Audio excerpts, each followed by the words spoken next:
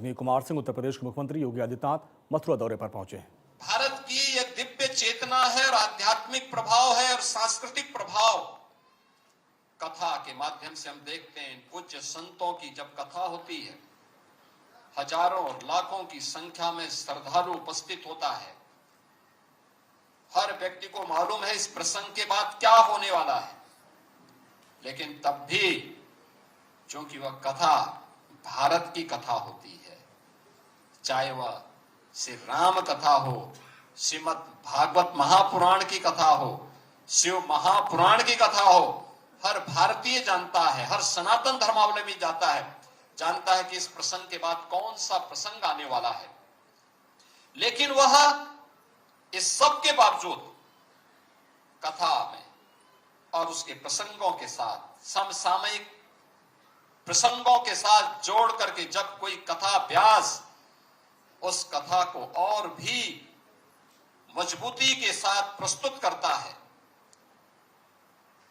लाखों लाख की संख्या में श्रद्धालु घंटों घंटों बैठ करके उसका श्रवण करता है, उसको अंगीकार करता है और उससे अपने जीवन पथ को आलोकित करते हुए आगे बढ़ने का मार्ग भी प्रशस्त करता है। हम लोग देखते हैं अक्टूबर के बाद से लेकर के दिसंबर तक उत्तर भारत के हर गांव में देर सायंकाल से लेकर के देर रात्रि तक रामलीलाओं के आयोजन होते हैं। रामलीलाओं के आयोजन के लिए सरकार सहयोग नहीं करती, गांव के लोग ही चंदा इकट्ठा करते हैं, पात्र भी गांव के लोग ही बन जाते हैं, पूरा गांव एकजुट होता है, रामलीला का मंचन करता है और रामलीला के मंचन के माध्यम से, संवाद के माध्यम से राम के साथ अपना तारतम्य स्थापित करता है। उसमें न जाति भेद है, न मत का भेद है, न संप्रदाय का भेद है, कोई भेद वहां नहीं होता है। सब उस एक मंच के माध्यम से पूरा गांव एकजुट होकर के, पूरा गांव उस दृश्य को देखने के लिए, क्या बुजुर्ग हो, क्या महिलाएं हो, क्या पुरुष हो, क्या बच्चे हो, सारे लोग एकजुट होकर के उसको ध्यान से सुनकर के उन संवादों से एक नई प्रेरणा प्राप्त करते हैं।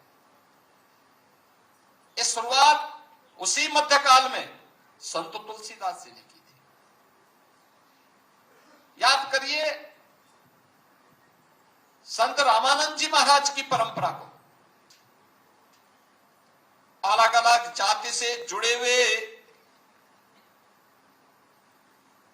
महापुरुषों को उन्होंने शिष्य बनाया। याद करिए संत रैदास भी तो उन्हीं के शिष्य हैं, संत कबीर भी उनके शिष्य हैं,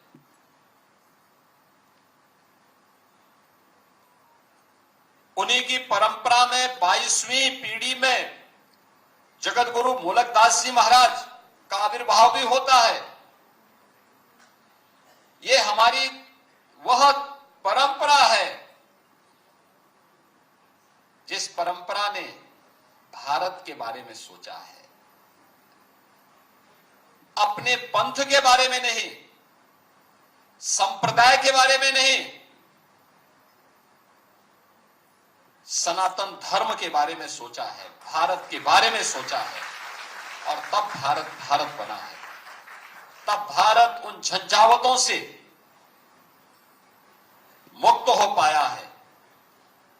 और जब जितने भी पूज्य संत जन हैं, जब एक मंच पर आते हैं, याद रखना, एक स्वर में आते हैं, एक स्वर में बोलते हैं, एक मंच पर आते हैं, तो 500 वर्षों का अयोध्या का कलंक भी मिट करके भव्य राम मंदिर के निर्माण का मार्ग भी प्रशस्त होता है। ये होती है ताकत एकता की, और मध्यकाल में उस एकता की ताकत का अलग जगाने का काम जगत गुरु रामानंदाचार्य ने प्रारंभ किया था। ये परंपरा वहां से शुरू होती है, चाति पाति पूछो नहीं कोई, हरि को भजे सो हरि का। ये वही परंपरा है और उसी परंपरा को आज नमन करने के लिए मैं यहां पर विशेष रूप से आया हूं। मध्यकाल में मानवता का आंसू पूछने के लिए, गौ रक्षा करने के लिए, भूखे को अन्न देने के लिए उन्होंने अपने जीवन का मिशन बनाया और उस मिशन के तहत उन्होंने जो उपदेश दिए उस समय कितना दिव्य है। उन्होंने कहा, अपना सा दुख सबका जाने, दास मूल का ताको माने। यानी जो व्यक्ति दूसरे के दुख को अपना समझता है वही सच्चा ज्ञानी है।